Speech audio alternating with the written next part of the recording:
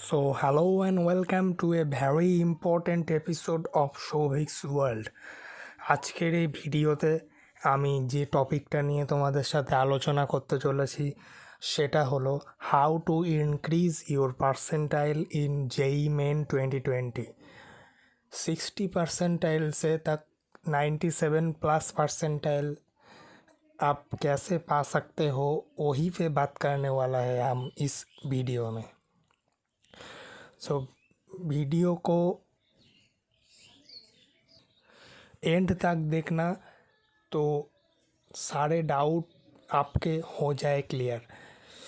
तो ভিডিওটি শেষ পর্যন্ত দেখলেই তোমরা জানতে পারবে যে কি এমন ট্রিক্স আছে যেগুলো আমি এই ভিডিওর মাধ্যমে বলতে চলেছি, সেইগুলো তোমরা যদি মেনে চলো তোমাদের পার্সেন্টাইল 97+ আসতে বাধ্য এই আপকামিং JEE मेन 2020 জুলাইতে যে এক্সামটা হবে সেই এক্সামে। তো আমার চ্যানেল নতুন হয়ে থাকলে সাবস্ক্রাইব করে দেবে এবং পাশের বেল আইকনটি প্রেস করে রাখবে যাতে এরকমই গুরুত্বপূর্ণ এডুকেশান রিলেটেড বিভিন্ন তথ্য তোমরা সঠিক সময়ে পেতে পারো। ভিডিওটি ভালো লাগলে অবশ্যই লাইক করে দেবে এবং শেয়ার করে বন্ধুদের মাঝেও ছড়িয়ে দেবে যাতে তারাও এই ভিডিওটি দেখে উপকৃত হয় এবং তারাও সঠিক তথ্য জেনে সঠিকভাবে তাদেরকে প্রস্তুত করতে পারে পরীক্ষার জন্য। তো চলো বন্ধুরা, আর একটু দেরি না করে আমি ভিডিওটি শুরু করে দিচ্ছি। প্রথমেই দেখো lockdown facts to JEE main 2020 কী লেখা আছে। As per the government guideline, lockdown is announced in whole India due to corona pandemic since 22nd March 2020. As per previous guidelines, JEE main 2020 April part was to be conducted from 5th or 6th April 2020, but it is postponed now and the new date for JEE main April is 18th July to 23rd. Sorry, mistake is there, 23rd July 2020। তো কি বলা আছে এখানে যে আগে যে JEE মেনের date বলা ছিল এপ্রিল সেশনের জন্য, সেটা 5th or 6th এপ্রিল থেকে হওয়ার কথা ছিল, কিন্তু এই করোনা প্যান্ডেমিক সিচুয়েশান হঠাৎ করে চলে আসার জন্যে সারা ইন্ডিয়া লকডাউন হয়ে যায় এবং তার ফলেই এক্সাম পোস্টপন্ড হয়ে যায়। এবং কিছুদিন আগেই head of the ministry department আমাদের জানিয়েছেন যে JEE মেন প্রবাবিলিটি যে ডেট, সেই ডেটটা হচ্ছে 18th to 23rd জুলাই 2020। এই ডেটের মধ্যে তোমাদের JEE মেন পরীক্ষা হতে চলেছে। Next topic is advantages and disadvantages of lockdown. Number 1, due to lockdown, extra time for 2 to 3 months is given to all the aspiring candidates. So whoever wants more time to prepare yourself for the exam, it is now in their hand. So be prepared and utilize the time in a proper way.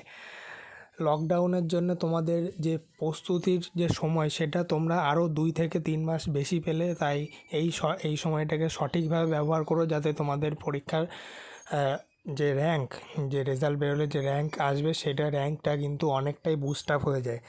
Second point, there is no as such disadvantage but small disadvantage is there for the dropper student for the time gap, but they should also focus to utilise the time in proper way. সেরকম একটা খুব disadvantage নেই বললেই চলে লকডাউনের, তবুও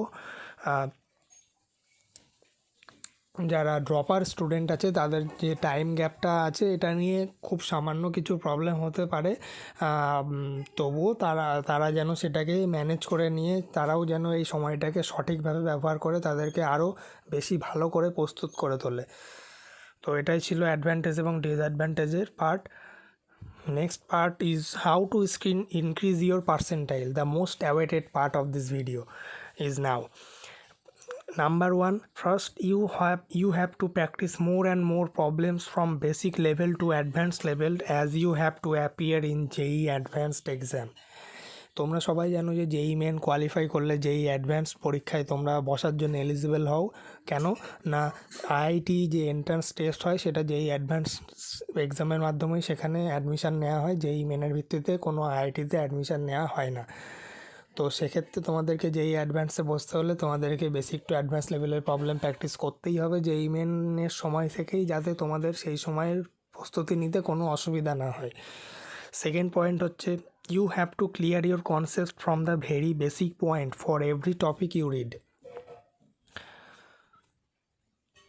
means তোমরা যে টপিকগুলো পড়বে সেই টপিকগুলোর যেন কনসেপ্টস বেসিক টু অ্যাডভান্স লেভেলের ক্লিয়ার থাকে, মানে এভরি টু দ্য পয়েন্ট যেন তোমাদের সেই পার্টটা মাথায় গেঁথে যায়, মাথায় বুঝতে সুবিধা হয়।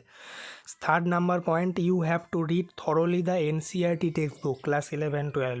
অবশ্যই খুবই গুরুত্বপূর্ণ পয়েন্ট এটা, যে ক্লাস 11-12-এর যে সায়েন্সের যে টেক্সট বুকগুলো আছে, এনসিইআরটি টেক্সট বুক, সেগুলোকে তোমাদেরকে থরোলি পড়তে হবে, যাতে তোমাদের পরীক্ষার প্রশ্নপত্র সলভ করতে কোনো সমস্যা না হয়। কারণ এনসিইআরটি বেসড কোশ্চেন প্রত্যেকটা এন্ট্রান্স টেস্টেই হয়, ইঞ্জিনিয়ারিং বলো বা মেডিকেল বলো, প্রত্যেকটা প্রত্যেকটা এন্ট্রান্স টেস্টই কিন্তু এনসিইআরটি টেক্সট বুক বেসড হয়ে থাকে বেশিরভাগ ক্ষেত্রেই। চতুর্থ number point, the questions in JEE advanced exam is highly conceptual, so concept should be clear. The JEE অ্যাডভান্সে কিন্তু কনসেপচুয়াল কোশ্চেন বেশি থাকে, তাই কনসেপ্ট তোমাদেরকে ক্লিয়ার রাখতে হবে যদি জেই অ্যাডভান্সেও তোমরা ভালো রেজাল্ট করতে চাও।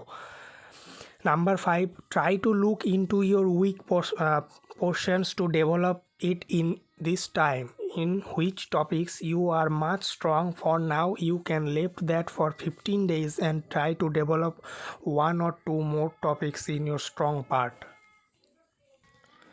So there is now 45 to 50 days left to the exam. So first 15 days তোমরা চেষ্টা করো যে তোমরা যে পোর্শনটা নিয়ে ভীতিতে আছো বা যে পোর্শনটা তোমাদের আসে না, সেই পোর্শনের মধ্যে যে কোনো 2-3টে টপিক তোমরা নেক্সট 15 ডেজে ডেভেলপ করার চেষ্টা করো, যাতে তোমাদের সেটা স্ট্রং পার্টে আসে, তোমরা আরও বেশি প্রশ্নের উত্তর সঠিকভাবে দিতে সক্ষম হও। After 15 days, again look into your strong parts in every subject. Don't try to look in your weak parts more than. Point to be highly noted. Yes, point to be highly noted. After 15 days তোমাদের কিন্তু আর week পোর্শনের দিকে তাকালে চলবে না। তোমাদের কিন্তু তখন আবার তোমরা যে স্ট্রং পার্ট, মানে তোমরা যে বিষয়ে নিজেদেরকে স্টেবল মনে করো, সেই পোর্শনটাই কিন্তু তোমাদেরকে বারবার করে রিভাইজ করতে হবে after 15 days till the examination date. Number 7, there is now about 45 to 50 days left to the exam, আগেই বললাম। So practice problems daily in every subject, 15 to 20 problems, मतलब প্রতিদিন তোমাকে 15 থেকে 20টা করে প্রতি সাবজেক্টের প্রবলেম সলভ করতে হবে। Number 8, check your preparation daily basis by giving topic wise mock test weekly. মানে যেটা তোমরা পড়ছো উইক ওয়াইজ, তার একটা উইকে যা যা পড়লে সেই উইকলি সেই টপিকের উপরে তোমরা একটা মক টেস্ট দিয়ে নাও, যাতে তোমরা জানতে পারো তোমাদের প্রিপারেশান লেভেলটা কেমন থাকছে না থাকছে। Number 9, after all you have to give 4 to 5 full mock tests to check your preparation. If there will be any gap in your preparation, try to cover it in least time.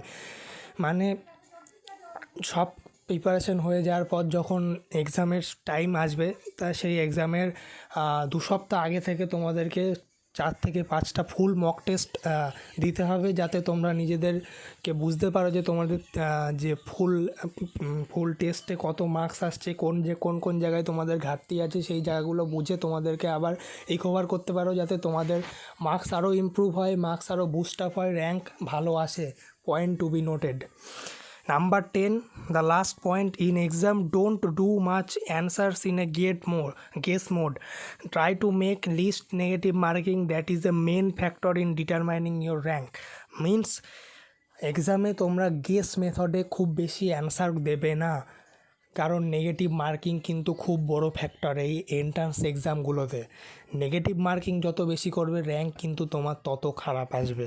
তাই guess মেথডে খুব একটা answer বেশি করবে না, যেগুলো তোমরা sure সেগুলোই করে আসবে, তাতেই তোমাদের র্যাঙ্কটা আরও বুস্ট আপ হবে। Thank you all to watch this video till the end. Hope this will help you to boost your rank in the upcoming JEE Main 2020 exam. Obviously আজকের এই ভিডিওর কন্টেন্ট এখানেই শেষ হচ্ছে। আশা করি তোমাদেরকে আমি এই যে গোপন ট্রিক্সগুলো বলে তোমাদের অনেকটাই হেল্প করতে পারলাম। ভালো লাগলে ভিডিওটি লাইক করে দেবে এবং পরবর্তী আবার কোনো ভিডিওতে এরকম নতুন নতুন ট্রিক্স টিপস নিয়ে তোমাদের জন্য হাজির হব। ততক্ষণ সবাই তোমরা ভালো থাকবে। Till then, tata, good bye, stay safe, stay away from COVID-19. Thank you all.